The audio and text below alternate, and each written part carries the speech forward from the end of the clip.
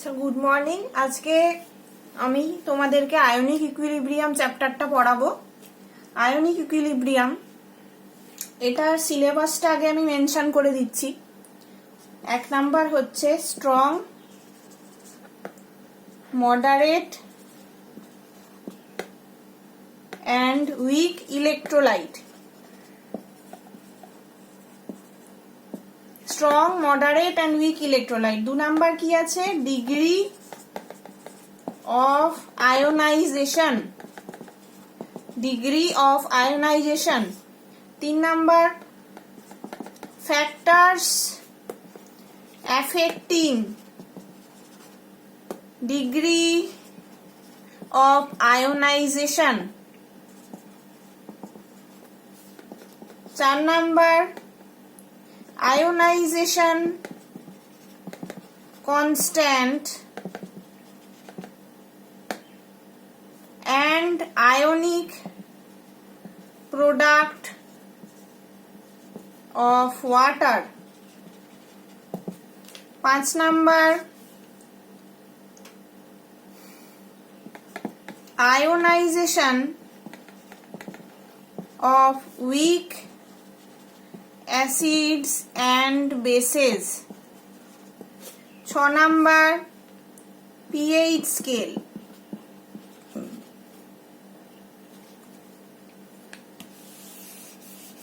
7 number common ion effect.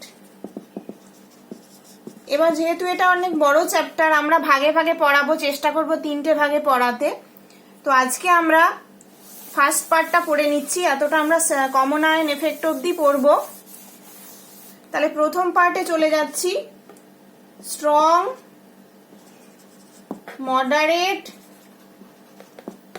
and weak electrolytes. এবারে electrolyte কথাটা বলতে আমরা কি বুঝি?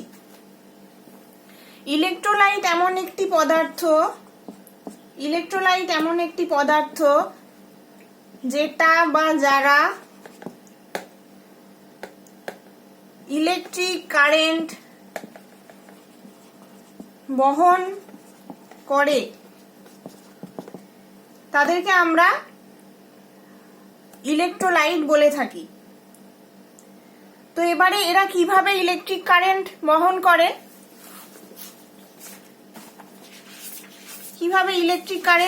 করে, এরা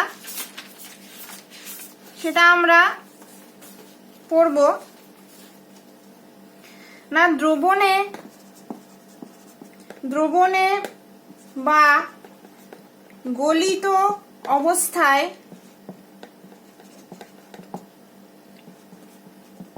তড়িৎ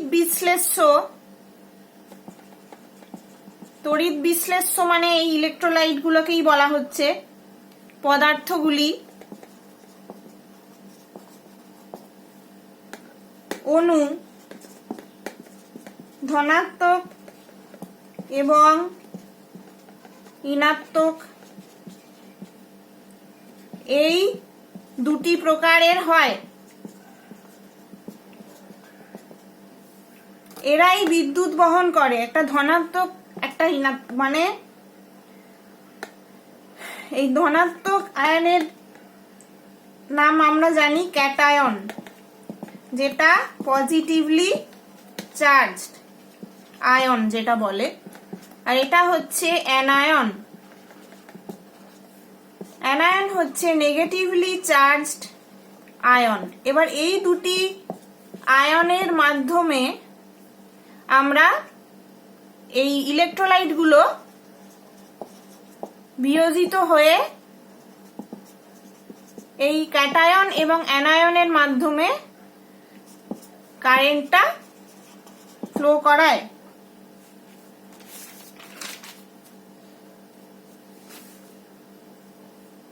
এবার স্ট্রং ইলেকট্রোলাইট কাকে বলা হবে? স্ট্রং ইলেকট্রোলাইট বলতে আমরা কি বুঝি? স্ট্রং ইলেকট্রোলাইট অনেক ক্ষেত্রে দ্রবণে তড়িৎ বিশ্লেষ্য পদার্থের প্রায় সমস্ত অণু বিয়োজিত হয়ে যায়। এই সব পদার্থকে বলা হয় তীব্র তড়িৎ বিশ্লেষ্য পদার্থ অথবা স্ট্রং ইলেকট্রোলাইট। এরা মোটামুটি 70 to 100% আয়োনাইজ হয়ে থাকে। প্রায় সমস্তটাই অনুবিয়োজিত হয়ে যায়, তাই এদেরকে স্ট্রং ইলেকট্রোলাইট বলা হয়। এদের উদাহরণে আমরা বলবো HCl hydrochloric acid, nitric acid HNO3, sodium hydroxide, sodium chloride. এবারে আমরা আসবো উইক ইলেকট্রোলাইট কাকে বলা হয়। উইক ইলেকট্রোলাইট বলতে নিশ্চয়ই সেটা পুরোটা বিয়োজিত হবে না বলে আমরা এটাকে উইক ইলেকট্রোলাইট বলছি। এরা হচ্ছে দ্রবণে আংশিকভাবে আয়নিত হয়। তাদেরকে কি বলা হয়? মৃদু তড়িৎ বিশ্লেষ্য পদার্থ or weak electrolyte। তাহলে পুরোটা বিয়োজিত হয় না, আংশিকভাবে বিয়োজিত হয়। এদের উদাহরণ কি হবে? অ্যাসিটিক অ্যাসিড,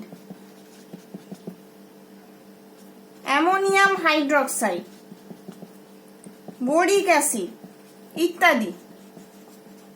এরা হচ্ছে এক্সাম্পল অফ উইক ইলেকট্রোলাইট।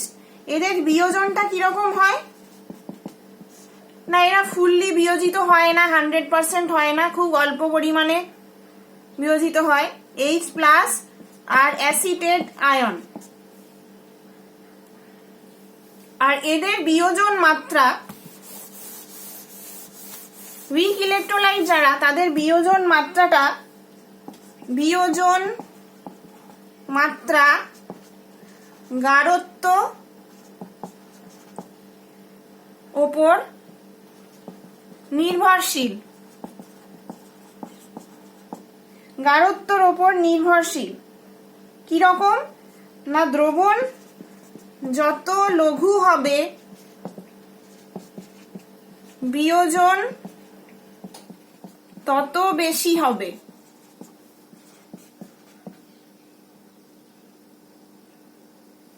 এটা হচ্ছে উইক ইলেকট্রোলাইটের ধর্ম। এবার আমরা পরের পার্টে চলে যাচ্ছি। স্ট্রং অ্যান্ড উইক ইলেকট্রোলাইট পড়া হয়ে গেল। সিলেবাসের পরের পার্টটা কি আছে? Degree of ionisation. এই পার্টটা আমরা একসঙ্গে পড়ব। Ionisation of weak acids and bases. এটাও দেখো তোমাদের সিলেবাসে আছে। এটা একসঙ্গে পড়বো, তার কারণ আমরা অস্টওয়াল্ড ডাইলিউশন লটা এটা দুজনের ক্ষেত্রেই প্রযোজ্য, সুতরাং আমাদের একসঙ্গে এটা পড়া হয়ে যাবে। যত রকমের উইক অ্যাসিড আর উইক বেস আছে তারা অস্টওয়াল্ড ডাইলিউশন ল ফলো করে বিয়োজিত হয়।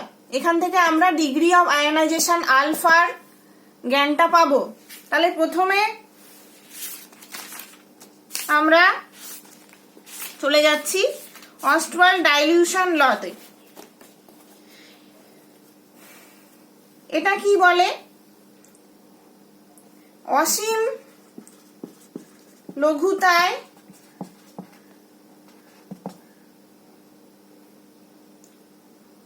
উইক ইলেকট্রোলাইট যারা তারা সম্পূর্ণভাবে আয়নিত হয়।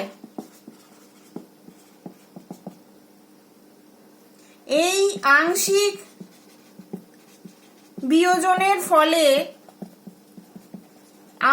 বিয়োজনের ফলে দ্রবণে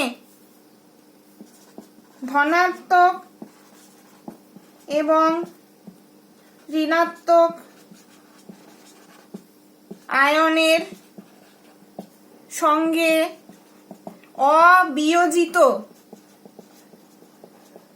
অবিয়োজিত অণু সাম্যাবস্থায় থাকে। তাহলে ক্যাটায়ন এবং অ্যানায়নের সঙ্গে আরো অবিয়োজিত অবস্থাতেও অনেক অণু থাকে।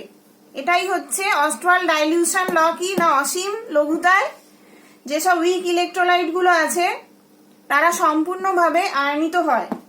তাহলে আমরা এটা ম্যাথামেটিক্যালি পড়ব।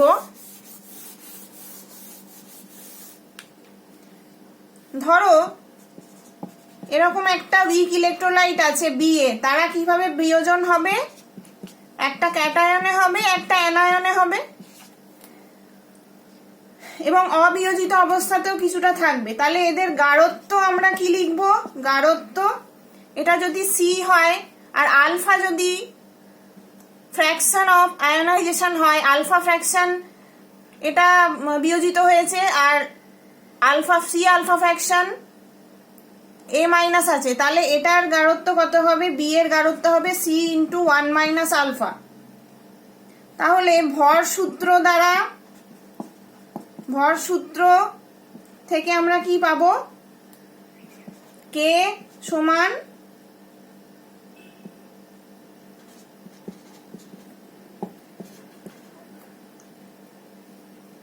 বি প্লাসের কনসেন্ট্রেশন ইন্টু এ মাইনাসের কনসেন্ট্রেশন ভাজিত কনসেন্ট্রেশন অফ বি এ, এটা আমরা জানি। তাহলে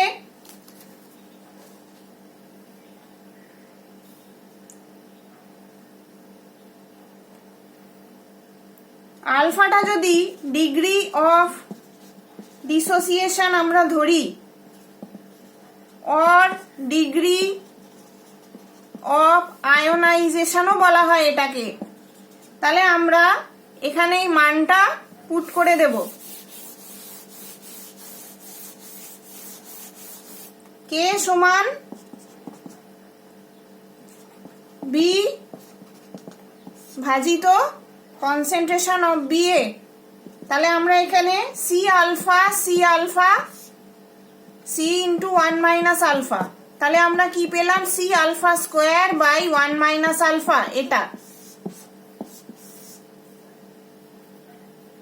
এবার কনসেন্ট্রেশন সি যেটা, সেটা আমরা জানি এন বাই ভি।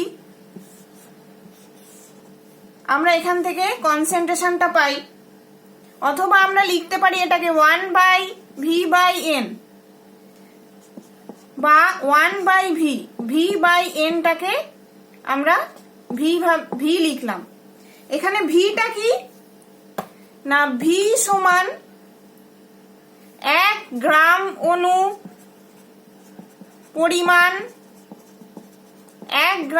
পরিমাণ দ্রাব আছে এমন দ্রবণের আয়তন।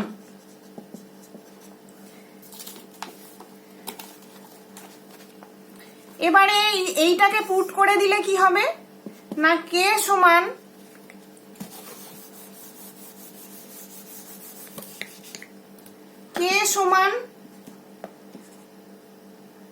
Alpha square by V into 1 minus alpha, এটা হবে।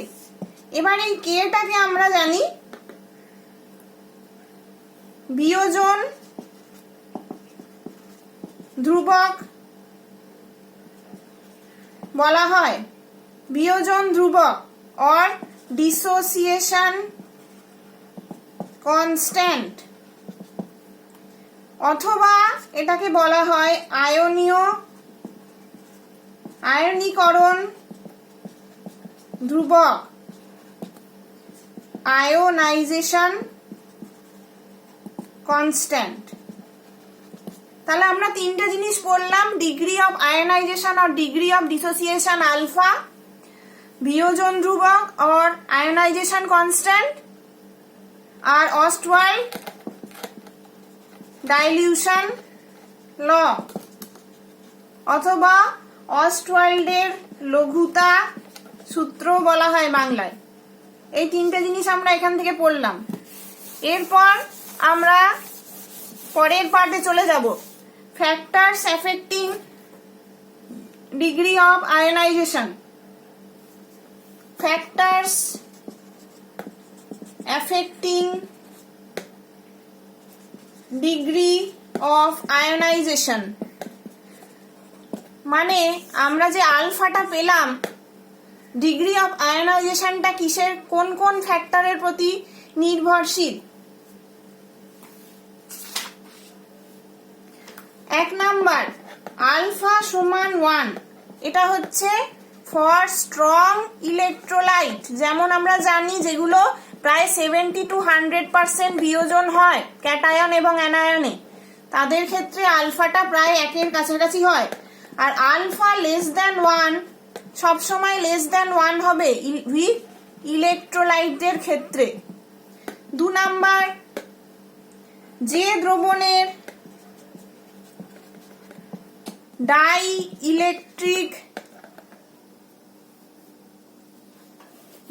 ইলেকট্রিক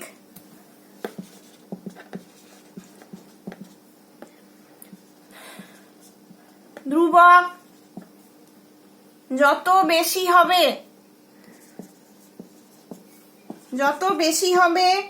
আলফা তত বেশি হবে। যেমন আমরা তিনটে দ্রবণ বলছি, H2O, গ্লিসারিন এবং লিকুইড অ্যামোনিয়া। এর ক্ষেত্রে ইপসাইলন মানে ডাই ইলেকট্রিক ধ্রুবককে আমরা ইপসাইলন ভাবে লিখি, ইপসাইলন সমান 80। গ্লিসারিনের ক্ষেত্রে ইপসাইলনের মান 42.5, লিকুইড অ্যামোনিয়ার ক্ষেত্রে ইপসাইলনের মান 25। এটা হচ্ছে 20 ডিগ্রি তাপমাত্রায় আমরা এই ডাই ইলেকট্রিক ধ্রুবকের এরকম মান পাই। এবং এখানে দেখছি আমরা জলের ক্ষেত্রে ডাই ইলেকট্রিক ধ্রুবকটা সব থেকে বেশি, তাই জল হচ্ছে হাইলি পোলার সলভেন্ট। জলটা হচ্ছে সব থেকে হাইলি পোলার সলভেন্ট আমরা এখান থেকে বলতে পারি। অথবা আমরা বলতে পারি যে H2O most powerful ionising solvent, যেহেতু এর ডাই ইলেকট্রিক কনস্ট্যান্টের মান 80 মানে অনেকটাই বেশি। তাহলে আলফার মানটা জলে সব থেকে বেশি হবে, তারপরে আলফার মানটা গ্লিসারিনে, তারপর আলফার মানটা লিকুইড অ্যামোনিয়া। 3 নাম্বার পয়েন্টে চলে যাচ্ছি। 3 নাম্বার পয়েন্টে alpha proportional to 1 by concentration of solution। Concentration কে এরকম লেখা হয়, কনসেন্ট্রেশন অফ সলিউশন বা সলিউশনের গাঢ়ত্ব। আলফাটা ইনভার্সলি প্রপোর্শনাল টু সলিউশনের গাঢ়ত্ব। সলিউশনের গাঢ়ত্ব যত বাড়বে তত আলফার মান কমবে, যেটা আমরা অস্টওয়াল্ড ডাইলিউশন লতে পড়লাম। সলিউশনের গাঢ়ত্ব যত কম থাকবে আলফার মান তত বাড়বে। 4 নাম্বার পয়েন্ট কি, আলফা ডাইরেক্টলি প্রপোর্শনাল টু তাপমাত্রা। তাপমাত্রা যত বৃদ্ধি পাবে আলফার মান তত বৃদ্ধি পাবে। 5 number common ion. Common ion এফেক্টটা আমরা কিছুক্ষণ পরে পড়বো। এই কমন আয়ন থাকলে মানে সলিউশনে কমন আয়ন থাকলে আলফা কিভাবে পরিবর্তন হবে না, alpha inversely proportional to concentration of common ion. Common ion যত বেশি থাকবে তত আলফার মানটা কম হবে, আলফার মান কমবে যত এই কনসেন্ট্রেশন অফ কমন আয়ন বাড়বে। এটা গেল আমাদের 5টা পয়েন্ট যার উপর আলফা বা ডিগ্রি অফ আয়নাইজেশন ডিপেন্ড করছে। এরপরে আমরা কিসে যাব? আয়নাইজেশন কনস্ট্যান্ট বলে দিয়েছি, কেটা যেটা আয়নিক প্রোডাক্ট অফ ওয়াটার, এটা পড়তে হবে। Ionic product of water, KW বলি আমরা এটাকে। এটা কিভাবে আসছে বা এর মান কত সেটা আমরা পড়ব।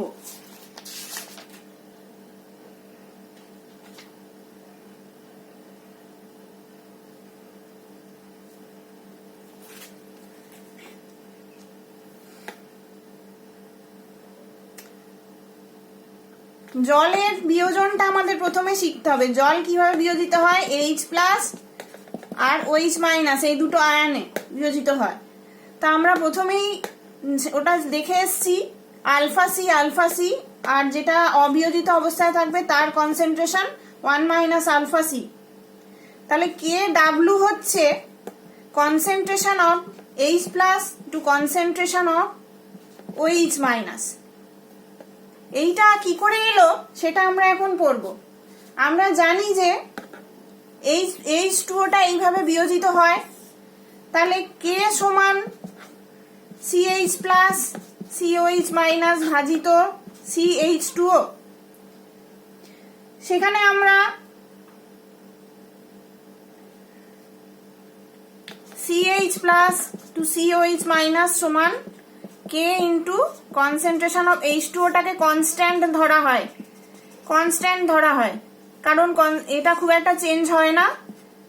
এই দুটোকে গুণ করলে KW আমরা পাই। KWটা হচ্ছে আয়নিক প্রোডাক্ট, জলের আয়নিক প্রোডাক্ট সমান concentration of H+ into concentration of OH-।